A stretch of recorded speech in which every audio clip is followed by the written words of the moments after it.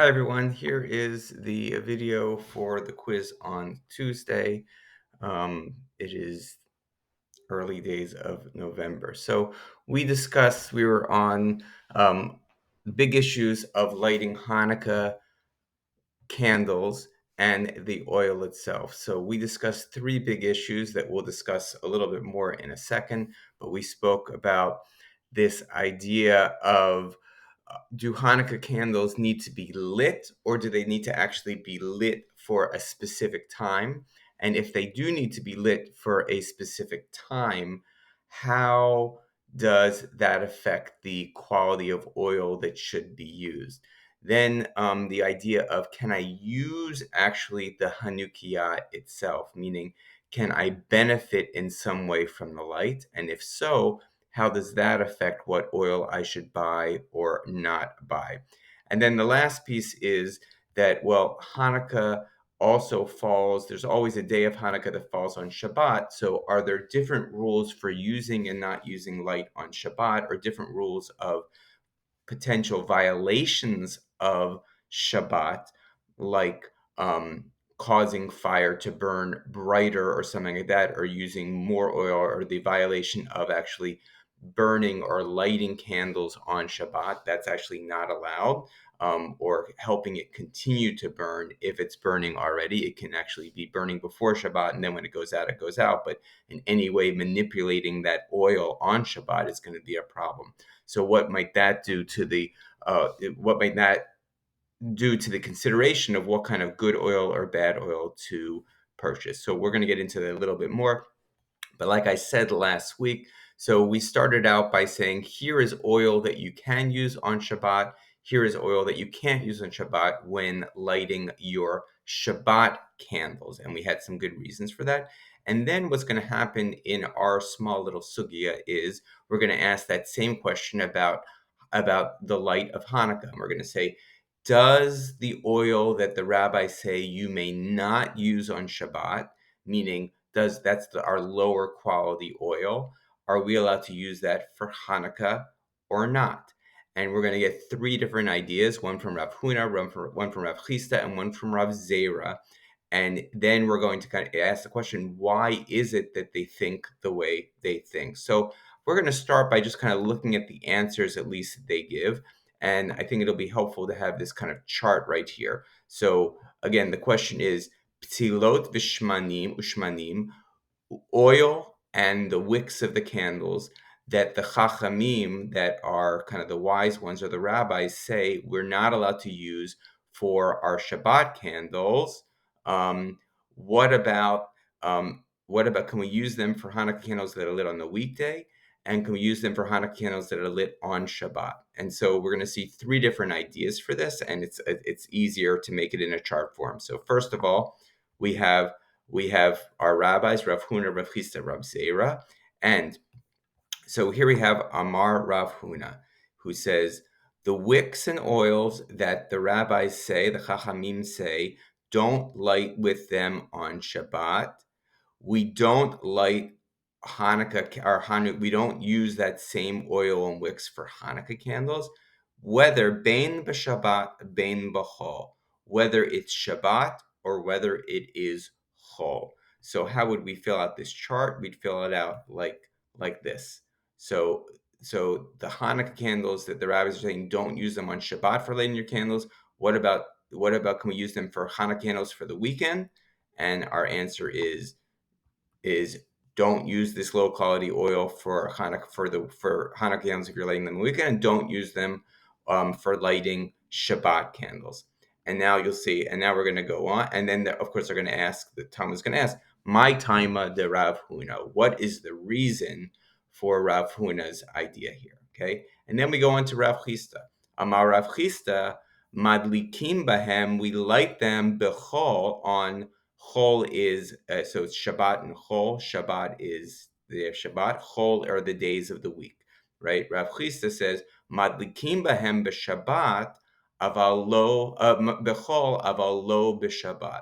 So this low quality oil, Rav Chisda says, you can use that on a when it's lit during a normal day of the week, but on Shabbat you cannot use that. Okay, and then we go to, and then they're going to ask, my taima, Rav Chisda. Okay, and then we're going to go to Rav Zera. Rav Zera says, Ptilot ushmanim shamru chachamim ein madlikim bahem b'Shabbat, wicks and oil that the chachamim say don't light with them on Shabbat because they're in some way a low quality oil. Madlikim bahem b'Chanukah, bein b'chol uvein b'Shabbat. We use that kind of oil, that low quality oil on Hanukkah, whether it's chol, weekday, or whether it is Shabbat. So Rav Zera will say the following, right? So we have this nice little chart that comes, right? So basically, Rav Huna says, don't use this oil on Shabbat. Don't use it, low quality oil on Hanukkah, weekday Hanukkah, or Shabbat week. Rav Hisa says, use it for Hanukkah weekday, but don't on Shabbat. Rav Zera says, use it both on Shabbat. So it's a nice little, we have every possibility here is kind of figured out. And then, of course, we're going to say, after Rav Zera makes his comment, my taima to Rav Zera. So that's really our entire piece. So if you see here, we have, if we look here, we have what we've decided. So Amar Rav, Rav Huna makes his comment, and then we say, what's the reason for Rav Huna? Rav Chisda says his comment, and that we can use that on weekday, but not on Shabbat. And then we don't ask specifically, but I guess we know that we're asking my time with the Rav Chisda. And then Rav Zera, and then a bunch of rabbis are kind of take credit for Rav Zera's statement, but eventually we get this idea, Amar Rav Zera, Amar Rabbi Yirmiyah, my taima de Rav. What is the reason of Rav Zera? The reason it says Rav here because Rav Zera said in the name of Rav, so maybe it's not Rav Zera, maybe it's Rav. Okay. Then after that, you'll see each of them have this word kisavar. Kisavar. Savar means svara or logic, meaning what is the reason why each of these rabbis think the way they are, and it's according to this following logic. Svara is logic right here, right? And each of them are going to give their reasons. Now, in order to understand the reasons, we have to kind of look once again at the different possible kind of things they can be thinking about. So first of all, we ask the question, is the Hanukkah mitzvah for a candle to be lit, and that's it, or does it need to be lit for a certain amount of time? So anyone who says it needs to be lit and for a certain amount of time, they're going to say this term, kafta zakukla. It went out and he needs to relight it again. Okay, he went out and he needs to relight it again. However, if you don't believe it needs to be lit again, and just the lighting was the mitzvah itself, and you fulfilled that it doesn't have to be lit for any duration of time, that would be kafta ein zakukla. The light goes out and he doesn't need to relight it. Okay. Then we have, can I use the light of the Hanukkah? Okay, and our idea here is, if you are allowed to use the light from the Hanukkah, we say mutar, it is allowed, lihishtamesh leora. Mutar and asur are opposite words. Mutar means it's allowed. Asur means it is not allowed. So mutar lihishtamesh leora, it's permitted to use the light, versus asur lihishtamesh leora, it is forbidden to use the light of that candle. Okay, and we're going to discuss it. Okay, and then because Hanukkah is 8 days long, there's always a day when Hanukkah are lit on Shabbat. And again, we have this idea of, so it's going to be important to understand, is it mutar lishtamesh laora, permitted to use that light, or asur lishtamesh? So I want to just look at this term for a second, mutar lishtamesh laora or asur lishtamesh laora. And let's understand what this is all about here. So first of all, here are our candles, and we're imagining that these are our candles that are lit. So if we say that it is mutar lihishtamesh leora, it's permitted to use that light, that means that I can get really close to it with a book or something like that and kind of use that light to shine, to use that light. If it's mutar lihishtamesh ba leora, it's going to be really important to me, the quality of that light. And if the quality of the light is not strong, I may, because I know I'm allowed to use that light, I may go and manipulate that light. And that's really the danger here. If something is mutar lihishtamesh ba, I want to make sure that that light is the best possible light, because if it's not, I might start fiddling with the oil, fiddling with the light. I might just not be fiddling with my distance from myself and the light to get it brighter, but I might actually say, oh, if I can tilt the oil a little bit this way, it will make the wick burn brighter, it will make the light brighter. And in that way, I come to the issue of I might be violating Shabbat, or I might be violating Shabbat, because I'm actually doing an act of making something burn at a higher rate than it should. And that's kind of the forbidden act of making fire in a way. I haven't started the fire, I haven't ended the fire, but I've actually intensified the fire in some way. Now, but if we say asur lihishtamesh ba, it's forbidden to use that fire, then by knowing that that's the rule, I'm actually not even tempted to get close to the fire. Once I know that it's asur lihishtamesh la'ora, I'm not going to say, oh, I need that light for something else. I'm actually going to make sure that I have other light available to use. So I'm not going to be using that. Okay, so that's going to be important for understanding. That was confusing to me, and I hope it's less confusing to you now, that if something is asur lihishtamesh ba, I'm not going to really be worried about the quality of that light and the quality of that oil, because I have no temptation and I'm using other lights. If I say it's mutar lihishtamesh ba, there's going to be some interaction with me and that candle, and I'm going to be very invested in doing something to make it better if it's not working well. Okay. Okay, so that's going to help us move forward. So let's move. Let's try to kind of see if we can answer this question. So we have Rav Huna right here, and he's saying Hana candles that are lit on weekdays don't use this low quality oil. Hana candles that are lit on Shabbat also don't use this low quality oil. So now we have to kind of make a determination. What is Rabbi Huna's logic that he's saying we don't use this low quality oil on Shabbat, on normal days of the week, and we don't use it on Shabbat? Okay, so normal days of the week, where our issue has to probably be something like this: kafta ein zakukla or kafta zakukla. So the question is, which is it going to be? What is going to be the reason that he says do not use low quality oil? Well, he must be afraid that if I use low quality oil, it's going to go out. And if I use quality oil and it goes out, I'm going to need to relight it. So he says, because I need to have this candle around and burning for a certain amount of time, I need to make sure it's really good oil. So if Rav Huna is saying don't use that low quality oil on a weekday, he must mean that kafta zakukla. He must mean that I am worried about it going out, because if it goes out, I have to relight it again, and there must be some kind of problem with relating. So I'm worried that it's going to go out. Okay, so I'm saying use high quality oil. Now, why would Rav Huna also say on Shabbat don't use low quality oil, use really high quality oil? So is that because it is mutar lihishtamesh laora or asur lihishtamesh laora? So remember, if we said it is not permitted to use light, I'm not even going to come close to it. But if he says mutar, it is permitted to lishtamesh laora, what I'm worried about is that if I get close to that oil, I might manipulate it in some way, because I know it's allowed to get close to that oil. It's allowed to use that light. So he would be saying, Rav Huna would say, use high quality of oil because I don't even want to tempt someone to come close. So by using high quality oil, I'm going to allow them to say, oh, I can use that, and I'm never gonna fiddle with it, because it's not gonna go out. So that means Rav Huna believes the following. He believes kafta zakukla and mutar lihishtamesh leora.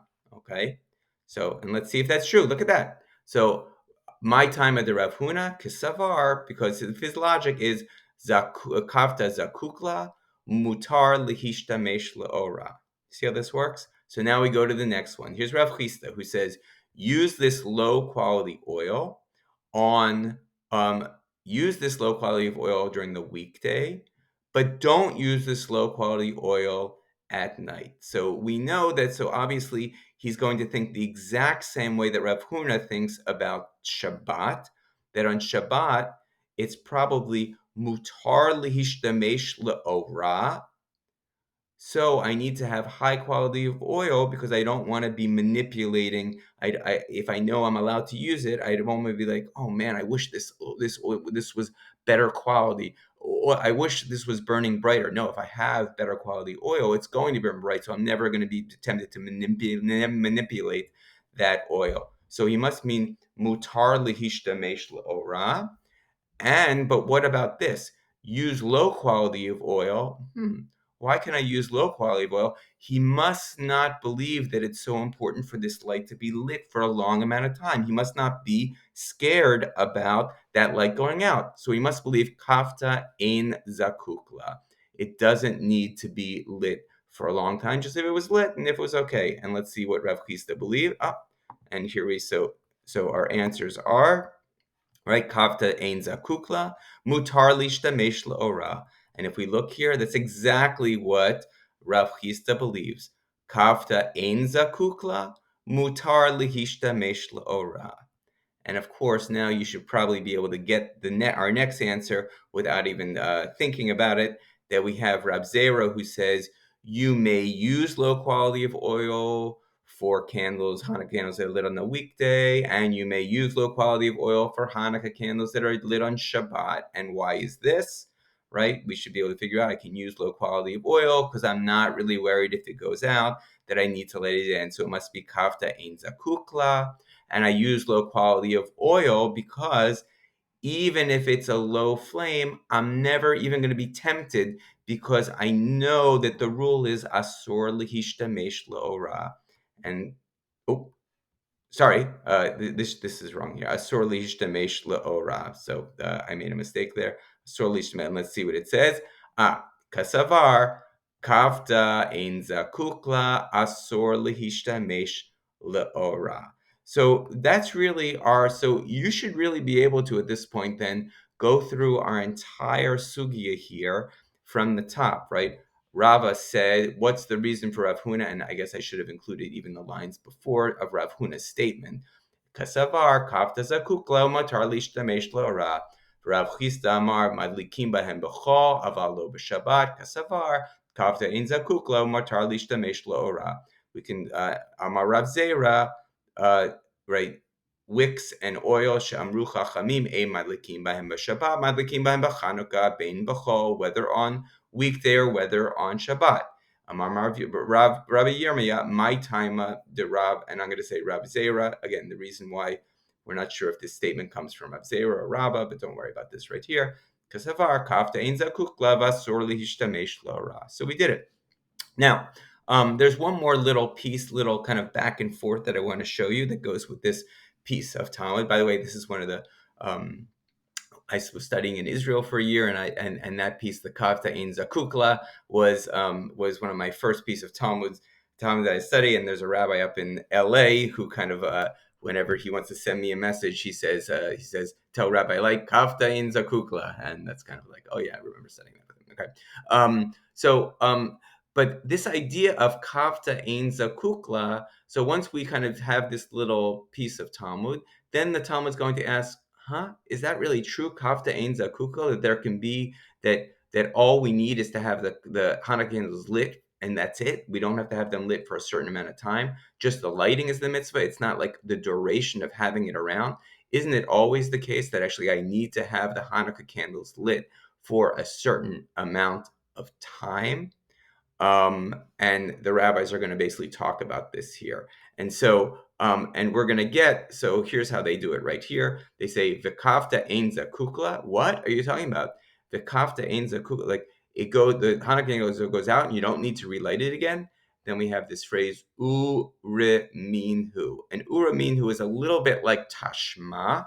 It's a technical term and a great one, which means basically, I am going to throw you out show you a Braita or show you a Mishnah that disagrees with this idea. Okay, so when we see the word uriminhu, we're going to see a Braita or a Mishnah that disagrees with this idea. And so let's kind of set this up. This is kind of our ping and pong, our shakla vitaria. And the question is, if a Hanukkah light goes out, shouldn't you need to relight it? That's kind of what we're going to go back and forth. It's a very short little piece, but here we have it. And so you'll see kind of, here's the Talmud piece down here, again, connected to what we just studied. And our two technical terms are uri minhu and e nami. Uri minhu means that I've got a way to disagree with this idea, like this can't be right. And then we have here's a second reason why it is okay, meaning we're going to get a first reason, and inami means, or alternatively, here's another reason. So we can kind of set that up right here as a little ping and pong, with our ping saying our Talmud just showed us the two rabbis who think that if the Hanukkah lights go out, you don't need to relight. But is this really so? And then the pong side is going to be saying those two rabbis are completely correct. If you light and the light goes out, there's no need to relight. And we're going to see answer number one right here. So we're going to see like rejection of the idea right here, uriminhu, an answer to why it's okay, and a second answer to why it's okay. So our pong is going to be our winner. It's going to say those rabbis are actually correct.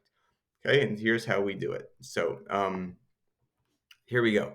So our first one says uri minhu mitzvata mi shetishka hachama ad shetichle rego min hashuk. So it is a mitzvah. Didn't we learn in the Braita that it's a mitzvah to have Hanukkah candles lit from the time of the going down of the Chama, of the sun, until the last regos, the last feet, leave the shuk and go home. So this is talking about, there's this idea of pirsume nisa, of advertising a miracle of Hanukkah. And how do we do that? That we have our candles lit. And when are they being lit? They're being lit in the time when most people are leaving their workplaces and heading home on foot.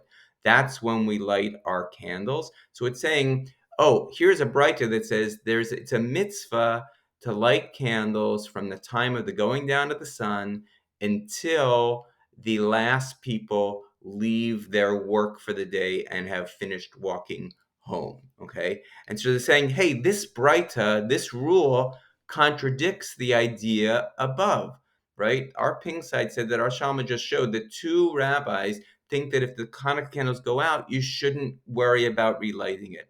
But then this Braita seems to say that there is this time where you're having your candles be lit, the time from when the sun goes down until all the people from the marketplace go away, and that's probably like a half hour or so, right? Okay, so now you're the Pong side, and we have to show that this Braita that seems to contradict this idea of if the light goes out, you don't need to relight it, might not. And we actually have two reasons why. So I wonder if you can figure it out before I give you the reasons. That's what I would have asked in class if we were there, but of course we don't have class right now. We're doing this. So any way that you can make this Braita work for the idea of kafta ein zakuk. Kafta ein zakukla, exactly, right? Because the Uriminu is trying to show kafta zakukla, and we're going to try to show kafta ein zakukla. So check out the reasons that the Talmud gives. The Talmud says the following: my love, de kafta hadar madlik la lo, de lo adlik, de adlek madlek. So what is it saying? So it's kind of saying this, did you think, I'll move this, did you think that the intention of this Braita came to teach us that if your Hanukkah light went out, you must relight it? No, no, no. This Braita has come to teach us that if you have not yet lit your Hanukkah candles and you're still within this proper time frame when you can light, then you still have an opportunity to do so. So the Pong side is saying this Braita was never here to tell us that a Hanukkah candle, kosher lighting needs to be a lighting that extends from this time period to this time period. This Breita is here to teach us that all of this time period is the proper time that you can be lighting your Hanukkah candles. And so if I didn't light in the first moment and I come and I'm like, oh, time to light our Hanukkah candles, can we still do it? Oh yeah, I can still do it. But when has that time ended? That time has ended when the last people have come. So this Breita was never here to teach us the length of the time of what it had to be out there. And then we have an inami. Here's another explanation why. Okay, inami, right? Here's another explanation, and the answer is lishiora. A shior is a measurement, and so what they're saying here is, no, this Breita was just to tell you that when you're setting up your Hanukkah candles and the oil and the wick, you're setting it up so it has the potential to light for this amount of time period. But it's never telling us that if it goes out, you must actually relight it so it does light for this amount of time period, right? This Breita is here to tell us about the amount of oil and height of the wick that we should be using when we light a candle, but it never says that if we have used the proper and sufficient amount and the light goes out that we must light again. Okay, so that's it for today. And I wonder, I mean, the question is, are there some big takeaways to what this lesson was about, right? So again, we saw that each of these rabbis had different ideas about what we are about using low quality of oil for Hanukkah. Are we allowed? Are we not allowed? Right? We had this principle of actually we can use low quality oil if we're not tempted in some way to do something with that light if something happens to it, right? So low quality oil, we can say, is oil that will not burn bright, oil that potentially might go out. And so the idea of kafta ein zakukla, that I'm not really that upset if it goes out and I need to relight. I don't have to use great quality of oil. And if there's this forbiddenness of using using the light, then I don't have to worry about being low quality oil either. So actually, the end result, if we say the end result of all of this was like what that on Shabbat I have high quality of oil, but for Hanukkah I'm always using a low quality of oil. And by the way, low quality of oil must mean lesser expense, right? I don't have to spend as much money to make this holiday happen.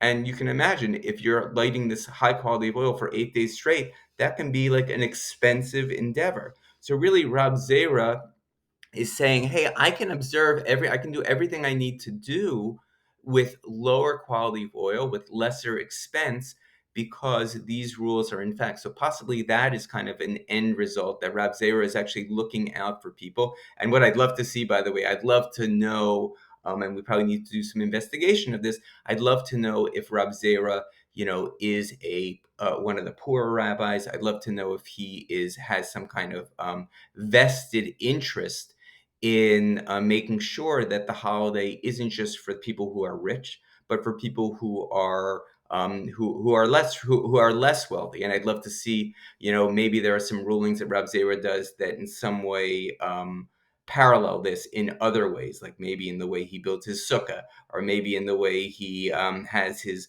wine for Passover, like if he's looking out for the poorer people. And I wonder also if Rav Huna is actually one of the richer kind of guys, because he's like, actually, you have to be using as good a quality of oil that you use on Shabbat, during on Shabbat, um, uh, for Hanukkah, if you're lighting Hanukkah candles at night and in or during the week. So that's kind of one kind of takeaway that I see. And then this idea of of how long that Hanukkah candles need to be lit. Although I believe the halacha today is that actually we do need to have our Hanukkah candles lit for a certain amount of time, and I'll check on that for class for us.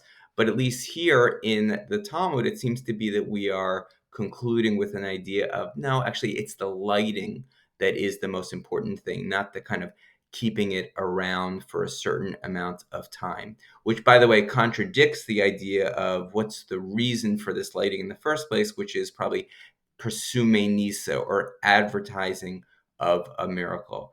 Another piece that you hopefully have learned from this are two new technical terms. I think we've had inami before, another explanation, but we haven't had uriminhu, which is kind of like a tashma of I'm going to show a way that I'm going to show a Braita that disagrees with what was just said. We also have this word kisavara, using svara, or using logic to help kind of understand why certain rabbis think that they do. All right, that's it. Good luck, everyone.